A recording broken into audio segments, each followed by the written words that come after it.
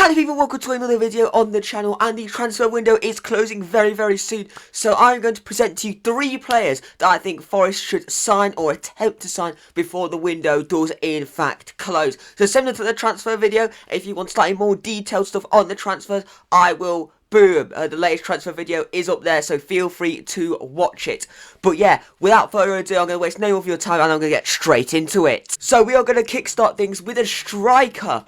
We're going to go with Pedro. Listen, we have been linked to every striker and their nan this window. If there is a striker in Europe, we've probably been linked to him. Absolutely everyone. Jimenez, that deal has been on and off more than a light switch. That was an awful analogy. We've been linked with Nketiah. He's tacked us off to go to Crystal Palace. Despite agreeing personal terms and all that, we've been linked with American strikers, linked with loan deals, absolutely everything. However, we've been linked with Pedro, and I do think, looking into it, I think he's the best option. I still think Jimenez is the best option. However, if he doesn't want to come to the club, then there's no point in signing him. Absolute waste of time. However, looking at the price of all these different strikers that we've been linked with and the price of Pedro, it does look, it looks a lot better in terms of how much it'll cost us. It'll cost us, I think it is about 15 to 16 million pounds sterling, about 20 million euros. So it's a lot better than Jimenez would have been about 30 million pounds. Nketiah would have been about 25, which I still think is ridiculous, even though I think he would have been decent for us. Been also linked with Wisa as well for about 20 million as well. That was rejected. So yeah, negotiating with Brentford I don't think is our best option, with, you know, how crap our negotiation has been and our transfer pass has been with Brentford. Looking at the numbers he's got, he has scored 29 goals in 42 games, which is very similar to what Jimenez's record. Granted, he's playing for Flamingo and Jimenez is playing for Feyenoord. There's a slight difference in calibre.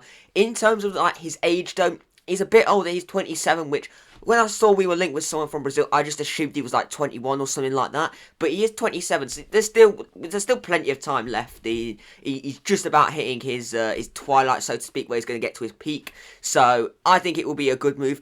Do I think we are going to go for him in the end? I don't think so. However, looking at his play style, looking at his numbers, looking at what I can find of him, he does actually look like quite a good player. We've also got quite a good Brazilian network. It sort of is similar to how Nuno was at Wolves, but instead of signing Portuguese players, he's signing Brazilian players. We've got likes of Carlos Miguel, we've got Murillo, we've got quite a fair few. We've got a good crop of Brazilian players and people that can speak the language. The language barrier won't be as difficult because he's got players of the same nationality and have played in the same league as him. So I think that will make the transition a bit easier if we do decide to sign him.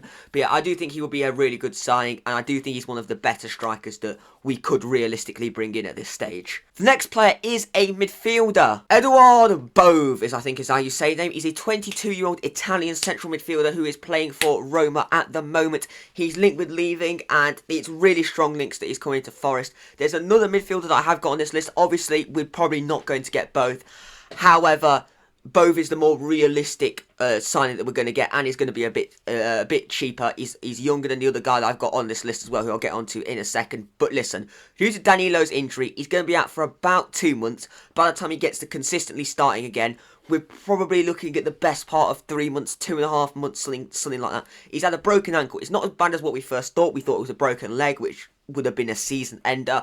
However, it's only his ankle. It's still obviously not a great injury. However, he won't be out for as long, so we're looking probably about Christmas time, just before Christmas, where he'll be coming back, but then again consistently playing. We're probably looking end of December, start of January is what my estimation would be. Maybe a little bit before then, but we're going to probably want another midfielder in as well, because we're still not 100% on how good Sangare is going to be. He had a good pre-season, but we're still not sure. He wasn't very good last season. So both does play that similar role to Sangare. Yates has been very good so far this season. Anderson we're still not 100% sure on either. Dominguez as well. He's a good option, but he plays a little bit further forward, so he's more of a number 8 role than a number 6 role, which is both can sort of play number 8 and number 6 as a centre mid and a CDM as well, like Sangare. So there's still a few unknowns when it does come to our midfielders. Danilo would have been, you know, probably our best midfielder, but as I said, he's injured for until Christmas time, so that's not ideal. So a new midfielder is probably required. It's going to be about 12 million euros, which is about 10 million pounds sterling, which I do think is quite a good deal as well. And I actually am quite happy with that. I've seen some people, I don't think it's really reports, I just think it's people speculating that it could be a swap deal with Dominguez, which I don't think it'd be terrible. However, I do think, say we get rid of Dominguez and bring in both, say another midfielder does get a not great injury, then we could be in, a slight spot of bother when it comes to midfielders being out injured. So that will be quite the risk, and I do think Dominguez is quite good. He was just in and out of the side last season because of just the sheer amount of players that we did have. And the final player of this video is another midfielder, James Ward-Prowse. These rumours came out, not so long, about 4 days ago. And I'm well aware that we're going to either get him or both. We're not going to get both, okay? However, what our weak point has been set plays. Despite Sosa having really good set plays against Newcastle in the Cup, our weakness has been set plays for ages. I cannot think of the last time we've had a consistent and good free kick taker. Thiago Silva back in the Championship, he was decent, but then again, he only scored 1 free kick. So, and Ward-Prowse, he's going to offer that. However, to put maybe a bit of a dampener on it, he's going to be 30 soon, so we're probably going to get maybe, say we sign him, maybe a year or 2 out of him, and then he's going to start to maybe decline a little bit, maybe get some more injuries, because that's normally what happens when people get to their early 30s. And obviously, there's exceptions, obviously. However, we've got to bear that in mind. Once again, West Ham, they're going to be selling to a Premier League rival. So they're going to want a fair bit. He's going to cost the best part of 20 million quid. He cost them about 25 when they signed him from Southampton. Was it 2 years ago now? So they're going to want to try and recuperate as much of that as possible. So Bove is going to be significantly cheaper. He's almost a decade younger. Granted, he's not proven in the Premier League, but also Bove, I don't think will be demanding to start. If Ward-Prowse comes to Forest, he's going to be the starting midfielder, which is fair. You're going from a team that's pushing for Europe in that region of the table, that a team that just about finished above Luton Town last season. You're going to want to be the starting midfielder, and that is obviously not a guarantee. Whereas Bove, I don't think he's going to demand that as much.